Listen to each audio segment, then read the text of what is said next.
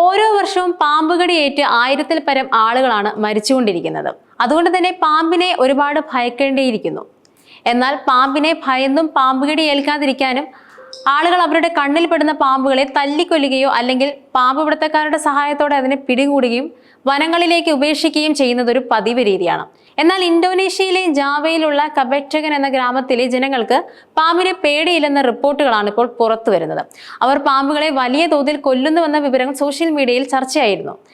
ജാവയിലുള്ളവർ പാമ്പിനെ കൊല്ലുന്നത് ഫാഷൻ വസ്തുക്കൾ നിർമ്മിക്കുന്നതിനാണ്. പാമ്പിന്റെ തൊലി ഉരിഞ്ഞിട്ട് തിളക്കമുള്ള ഹാൻഡ് ബാഗുകൾ, ഷൂസുകൾ, ബെൽറ്റുകൾ തുടങ്ങി നിരവധി ആഡംബര വസ്തുക്കളാണ് ഇവിടെയുള്ളവർ നിർമ്മിക്കുന്നത്.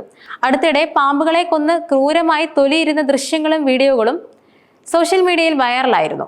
ഇത് സോഷ്യൽ മീഡിയയിൽ വലിയ തോതിൽ അസ്വസ്ഥതകളും ഉണ്ടാക്കിയിരുന്നു. ഇതോടെയാണ് മാധ്യമങ്ങൾ ജാവയെക്കുറിച്ചും അവിടെ നടക്കുന്ന വ്യവസായത്തെക്കുറിച്ചുമുള്ള വിവരങ്ങൾ അന്വേഷിച്ച് പുറത്തുവിട്ടത്.